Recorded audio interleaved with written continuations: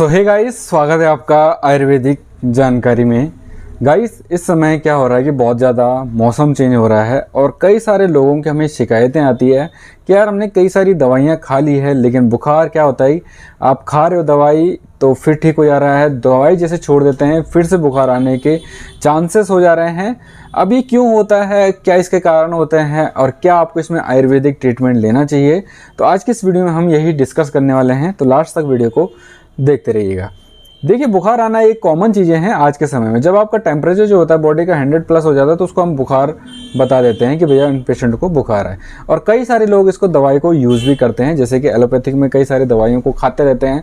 तो जब तक दवाइयाँ खा रहे हैं तब तक तो ठीक है, लेकिन उसके बाद भी ठीक नहीं हो पा रहे हैं। तो जो पर्सनली हमारा जो खुद का ट्रीटमेंट होता है कि हम जैसे 4-5 दिन तक दवाई पेशेंट को देते हैं, उसके बाद हम पेशेंट का रिपोर्ट वगैरह टेस्ट वगैरह करवाते हैं, विडाल, टाइफाइड, मलेरिया, सीबीसी वगैरह, ये देखने के लिए कि यार एक्चुअली में कहीं टाइफाइड तो नहीं हो गया, मलेरिया तो नहीं हो गया, डेंगू तो नहीं हो गया, या फिर उसको कहीं सीबीसी वगैरह में कई प्रकार से इन्फेक्शन तो नहीं हो गया है। तो अगर उसमें रिपोर्ट में भी बिल्कुल परफेक्टली रिपोर्ट आ रही है, कोई दिक्कत नहीं है, लेकिन फिर भी पेशेंट का बुखार नहीं जा रहा है, तो इसके कई सारे और भी कारण होते हैं, जैसे कि बैक्टीरियल इन्फेक्शन की वजह से या वायरल इन्फेक्शन की वजह से, जो अधिकतर देखने को मिलता है। और कई बार लोगों को जो जेनेटिक डिफेक्ट भी पेशेंट में देखने को मिल जाता है। जैसे कई प्रकार की और भी दिक्कतें आ जाती है पेशेंट को, लेकिन जैसे एलर्जिक कंडीशन हो जाती है, किसी को साइनस का दिक्कत है, तो उसकी वजह से पेशेंट को बुखार आने के चांसेस बढ़ जाते हैं।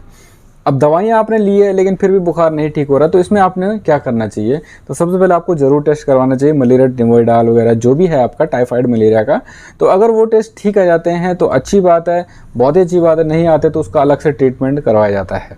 अब देखिए, मैं इसमें मान के चलता हूँ कि यार उसमें पेशेंट को किसी भी तरीके की कोई बीमारी नहीं है, टाइफाइड नहीं है, मलेरिया नहीं है, लेकिन फिर भी बुखार आता जा रहा है, तो इस कंडीशन में आपको क्या करना चाहिए? देखिए, एलोपैथिक में इन चीज़ों का कोई भी ट्रीटमेंट नहीं है। हालांकि मैं एलोपैथिक दवाइयाँ भी ओन करता हूँ, लेकिन मैं हमेशा यही कहूँगा कि आपको यार सही चीज़ों का नॉलेज आपको मिलना चाहिए। अगर आपको दवाइयों से ठीक नहीं हो रहे हैं, एलोपैथिक दवाइयाँ आपको काम नहीं कर पा रही, तो इसमें आपको आयुर्वेदिक तरफ जाना चाहिए, क्योंकि लास्ट ऑप्शन आपके पास यही बचता है। इसमें आपको लेना चाहिए गिलोय का जूस। गिलोय जूस ले लो, या फिर आप नॉर्मली घर में गिलोय मिलता है हर जगह, जिसको अमृता, गुडूची या चक्रांजी भी कहा जाता है अलग अलग लैंग्वेज में। अब अमृता मतलब एक प्रकार का अमृत के समान ही होता है, सभी प्रकार के रोगों में यूज़फुल होता है, लेकिन बुखार में इसको बहुत ज़्यादा यूज़ किया जाता है। इसमें कई प्रकार के एंटीऑक्सीडेंट गुण पाए जाते हैं, एंटी इन्फ्लेमेटरी गुण पाए जाते हैं, एंटी पायरेटिक गुण पाए जाते हैं। टाइफाइड का बुखार भी आ रहा है, मलेरिया का बुखार आ रहा है, डेंगू का बुखार आ रहा है, किसी भी तरीके का बुखार है तो उसमें आपको गिलोय यूज़ कर सकते हो। लेकिन अगर बुखार ये भी टाइफाइड वगैरह कुछ नहीं है, बुखार आ ही जा रहा है, तो फिर भी आपको गिलोय का ऑप्शन आपको मिल जाता है। सबसे अच्छी दवाई है, आप गिलोय का यूज़ करें।